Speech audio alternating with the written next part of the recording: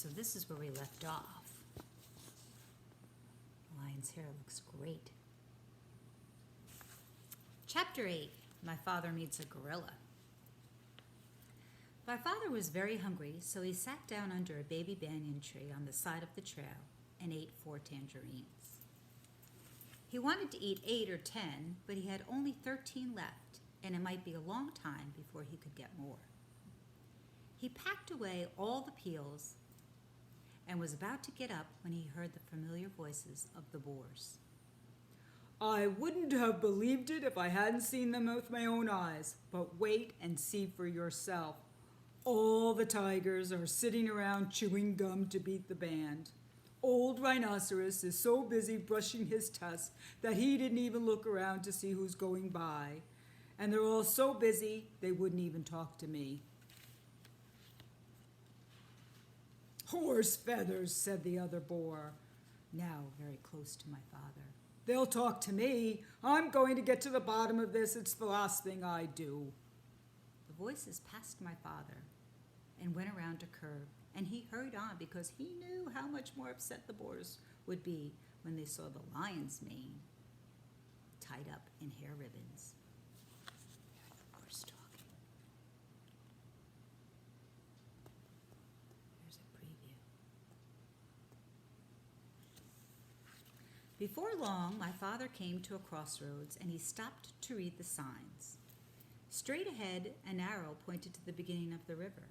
To the left, the ocean rocks, and to the right, the Dragon Ferry. My father was reading all these signs when he heard paw steps and ducked behind the signpost. A beautiful lioness paraded past and turned down toward the clearings. Although she could have seen my father if she had bothered to glance at the post, she was much too occupied looking dignified to see anything but the tip of her nose. It was the lion's mother, of course, and that, thought my father, must mean that the dragon was on this side of the river. He hurried on, but it was farther away than he had judged. He finally came to the river bank in the late afternoon and looked all around, but there was no dragon anywhere in sight. He must have gone back to the other side. My father sat down under a palm tree and was trying to have a good idea when something big and black and hairy jumped out of the tree and landed with a loud crash at his feet. Well, said a huge voice. Well, what? Said my father, for which he was very sorry when he looked up and discovered he was talking to an enormous and very fierce gorilla. Well, explain yourself, said the gorilla. I'll give you till 10 to tell me your name, business, your age, and what's in that pack. And he began counting to 10 as fast as he could.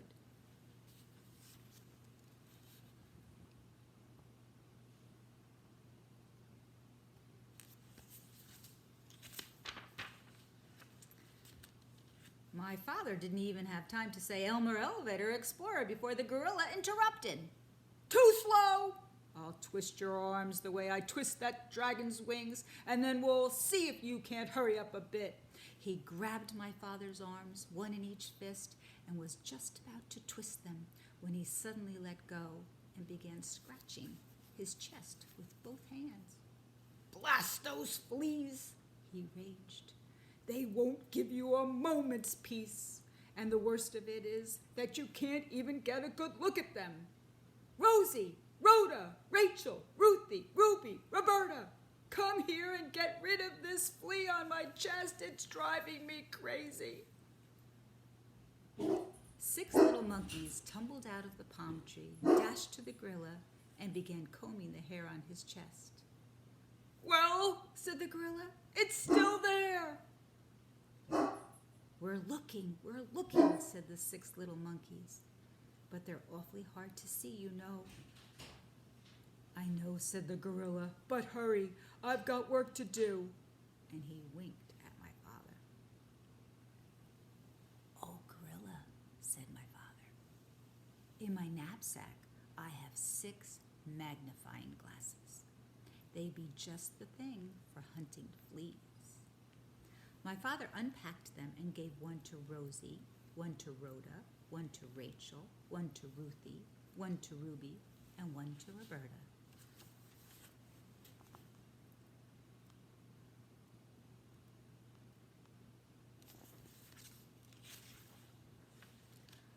Why, they're miraculous, said the 6 little monkeys. It's easy to see the fleas now, only there are hundreds of them, and they went on hunting frantically.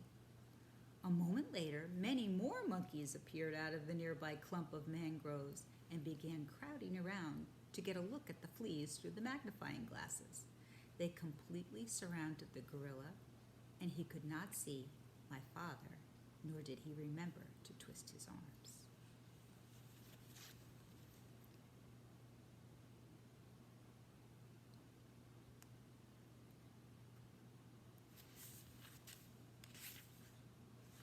And that's the end of that chapter.